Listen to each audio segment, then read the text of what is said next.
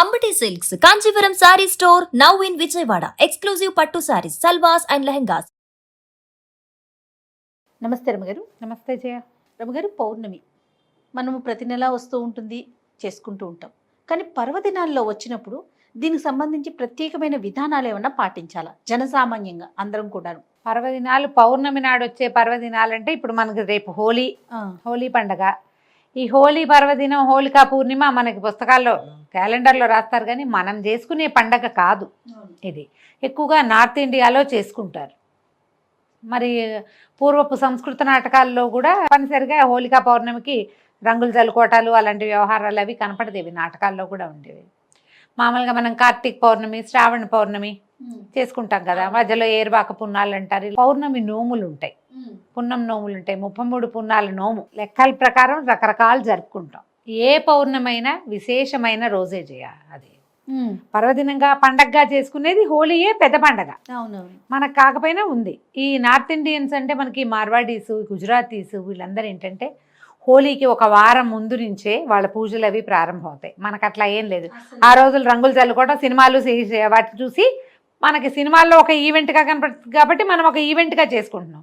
మనం అసలు నిజంగా దాని విధి విధానాలు తెలియవు, మనకి పూజా విధానమే తెలియదు కదా రమగారు. తెలీదు మనకి, ఊరికే రంగులు చల్లుకోవటమే తెలుసు. వాళ్ళు దాన్ని పూజగా కూడా జరుపుకుంటారు.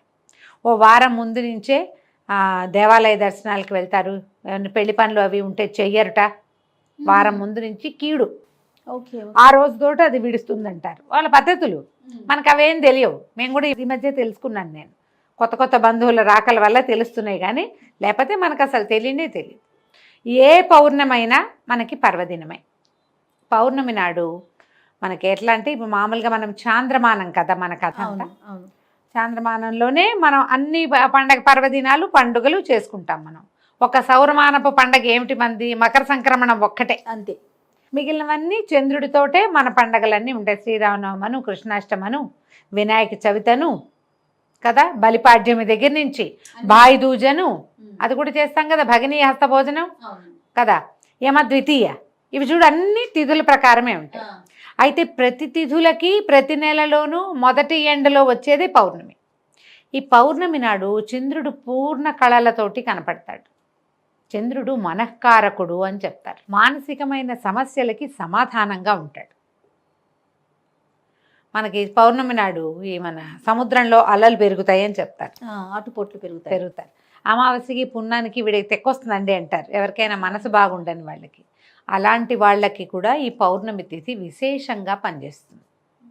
ఎవరైనా కూడా పౌర్ణమి నాడు లక్ష్మీనారాయణులను పూజించటం మంచిది, లలితాదేవిని పూజించటం మరీ మంచిది.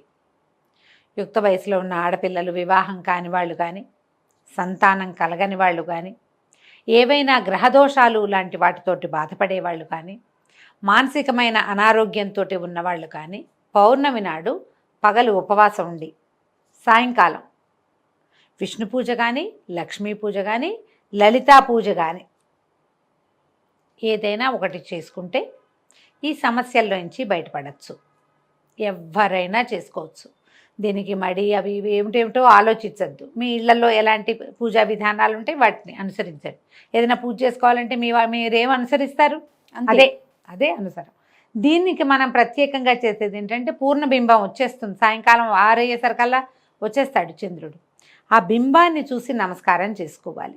మనం లలితా సహస్రనామాన్ని చదవాలంటే ఆ వెన్నెల పడే చోట కనుక కూర్చుని ఆ పూర్ణబింబంలో లక్ష్మీదేవినో, లక్ష్మీనారాయణులనో, లలితాదేవినో భావించి పూజించుకోవటం. ఓకే, మనకి ప్రతిమ కావాలి కాబట్టి ఇంట్లో ఏదో ప్రతిమ విశేషాలు ఉంటాయి కదా, అక్కడ పూజ చేసుకోవటం. వెండి గిన్నెలో పాయసం, పాలతోటి పాయసం చేసి పరమాన్నం చేయటం. అన్నంతోటే, సేమ్యాలు కాదు, సగ్గుబియ్యం కాదు, బియ్యంతో పాలు పోసి క్షీరాన్నం చేసి వెండి పాత్రలో వేసి నివేదన చేసి ఆ ప్రసాదం తీసుకుంటే మనకి ఈ సమస్యలు తీరుతాయని చెప్తారు. ఇది చాలా కాలంగా చాలామంది పాటించే పద్ధతి. నోముగా పెట్టుకోవద్దు, నోము అనుకోకండి, ఇది ఒక విధానం అంతే. కాదు రమ్మగారు, ఏరువాక పౌర్ణమికి కూడా ఇట్లా చేస్తారా? ఏ పౌర్ణమికైనా చేసుకోవచ్చమ్మా. చంద్రుని యొక్క కిరణాలు పడి ఆ, అవి తింటే కనుక సంతానం లేని వారికి సంతానం కలుగుతుందని కలుగుతుంది. మీరు ఈ మొత్తం ఇన్ని నెలలు చేసుకోవచ్చు. ప్రతి నెల పౌర్ణమి వస్తుంది వస్తుంది కదా. కదా. ప్రతి నెల చంద్రుడు అవే 15 కళలు నిండిపోయి కనపడతాడు మనకి. 15వ రోజు పూర్ణచంద్రుడుగానే దర్శనమిస్తాడు. ఆ చంద్రకిరణాలు పడిన పాయసం మంచిది. ఈ సమస్యలన్నిటికీ సమాధానంగా ఉంటుంది. ఓకే.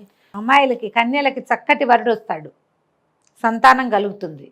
మానసికమైన ఆందోళన, స్ట్రెస్, తగ్గిపోతుంది. యాంగ్జైటీ లాంటి సమస్యలు ఉంటే అవన్నీ తగ్గుతాయి. ఏమైనా గ్రహబాధలు ఉంటాయి, చాలామందికి ఉంటాయి కదా జాతకం ప్రకారం. వాళ్ళు ఎవరైనా ఇది చేసుకోవచ్చు. పగలు కాస్త తేలిగ్గా తినటం, అన్నం తినకండి, ఇంకేదో టిఫిన్ ఏదో తినండి మీ ఓపిక ప్రకారం. చీకటి పడేసరికల్లా చక్కగా స్నానం చేసి, లేదా ఆరోగ్యం లేకపోతే కాళ్ళు చేతులు మొహం కడుక్కొని పొద్దున్నుంచి ఇవి నా బట్టలు మార్చేసుకోండి.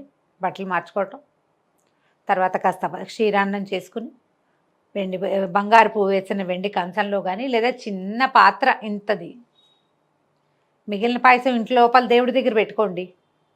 చిన్న వెండి గిన్నెలో పాయసం పెట్టండి, ఆ చంద్రకిరణాలు పడేలాగా పెట్టుకోండి బయట. అక్కడ కూర్చోండి, చంద్రబింబాన్ని చూస్తూ నమస్కారం చేసుకుని అందులో పరమాత్మను, అమ్మవారిను భావించి చదువుకోండి. మీరు ఏం చదువుకోదలిస్తే అది. ఏదైనా ధ్యానం చేసుకుంటాము, చదువుకోవటాలు అవి మాకు రావండి, మెడిటేషన్ చేస్తామంటే చంద్రకిరణాలు పడే చోట కూర్చొని మెడిటేట్ చేసుకోండి. ఓకే. బ్రీదింగ్ ఎక్సర్సైజ్ చేస్తారు చాలామంది, అవును. అలాంటివైనా పర్వాలేదు. ఆ పాయసాన్ని చంద్రుడికి నివేదన చేసి అది పుచ్చుకోండి. ఓకే. చాలా సమస్యలు తీరుతాయి. ఇప్పుడు హోలీ అంటే ఏదో పొద్దుటిపూట రంగులు చల్లుకుంటారు పిల్లలు సరదాగా. మనలాగా పెద్దవాళ్ళు ఏం చేస్తాం, మనం ఏం చెయ్యం. మనం అందరం రోడ్ల మీద పడి ఏం ఆడం కదా. ఆ రోజున ఇది అద్భుతమైన రోజు కాబట్టి మనం ఇది చేసుకోవచ్చు, విధానం చేయొచ్చు కదా. తప్పకుండా. ప్రతి పౌర్ణమికి చేసుకోవచ్చు. పిల్లలకి అలవాటు చేయండి. చక్కగా ఇంటిల్లిపాది కూర్చుని చదువుకోవచ్చు, సహస్రనామం చదువుకోవచ్చు, విష్ణు సహస్రనామం చదవచ్చు, లలిత సహస్రనామం చదువుకోవచ్చు. సూర్య భగవానుడికి మనం ప్రతిరోజు ఉదయం చేస్తాం, నమస్కారం చేసుకుంటాం. అదే ఈయనకి 15 రోజులకి ఒక్కసారి, 15 రోజులకు ఒకసారి. తర్వాత ఏం చేస్తారంటే చంద్రుడికి నూలు పోగని ఎప్పుడైనా వింటారు కదా. ఈ నూలు పోగని ఒట్టి మాట కాదు చేయాలి. నెలపొడుపు వస్తుంది కదా, చంద్రవంక వస్తాడు చూడు, అప్పుడు వస్త్రంలోంచి ఒక నూలు పోగు వేస్తారు. వేసేవాళ్ళు ఇది వరకు. చంద్రుడికి కట్టుకున్న వస్త్రంలోంచి ఒక్క పోగు తీసి చంద్రుడి కోసం వదిలిపెట్టేవాళ్ళు.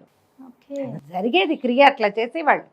అంటే దీని వెనకాల ఏంటి రమ్మగారు, అట్లా చేయటం వల్ల సమస్యలు తీరుతాయి, గ్రహదోషాలు. చేసేవాళ్ళు ఇది వరకు చాలా కాలం క్రితం. ఇటీవల మనం ఎందుకంటే అసలు అంగవస్త్రం ధరించడం, పంచ ధరించడం పోయింది కదా జయ, అవునా కాదు? అవును కదా రమ్మగారు. మనకి ఉత్తరీయాలు పోయి టవల్స్ వచ్చినాయి. ఊళ్ళల్లో కూడా తూవాలు భుజాన్ని వేసుకుని తిరుగుతారు. అందులోంచి దారం రాదు బయటికి. అసలు ఎక్కడొస్తున్నాయి? నీకు ఉత్తరీయంలో నుంచి వస్తుంది. కండువా వేసుకునేవాళ్ళు కదా పల్చటివి, అందులో నుంచి వస్తాయి. ఓకే. కట్టుకున్న వస్త్రం నుంచి ఒక్క పోగు తీసి అట్లా పోగు అట్లా కంత కనపడతాడు కదా, నెలపొడుపు. ఆ పొడుపు పొడిచినప్పుడు అట్లా చంద్రుడికి సమర్పించటం. చాలా సమస్యలు తీరేవి ఇదివరకు అట్లా చేసేవాళ్ళు. అప్పుడు ఏం పాటించేవాళ్ళు జయ? ఇంత సోషల్ మీడియా లేదుగా పాత రోజుల్లో. వాళ్ళకి ఏం తెలుసు? వాళ్ళకి ఏం తెలుసు? శాస్త్రం తెలుసు, వాళ్ళకి విధానాలు తెలుసు. అందరూ చేయాలి సార్వజనీయంగా. అసలు క్వశ్చన్స్ లేవు కదా రమ్మగారు. ప్రధానమైన పెద్దవాళ్ళు ఏం చేశారు, మనం ఇంట్లో అది ఫాలో అయిపోవటమే. అంతేకాని అది ఎందుకు చేయాలి, అది చేయటం వల్ల ఏమొస్తుంది, ఏమి రాదు, నో క్వశ్చన్స్. అదే కదా.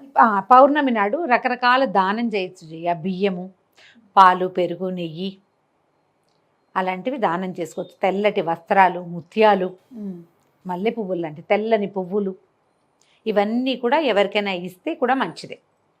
పౌర్ణమి నాడు పగలిచ్చుకోవచ్చు, ఎవరికైనా దానం చేసుకోవచ్చు. దానం చేసినా మంచిదే, ఇలా మనం పూజ చేసుకున్నా మంచిదే. మీ అవకాశాన్ని బట్టి చేసుకోండి. తప్పకుండా రమ్మగారు. నమస్తే. నమస్తే జయ.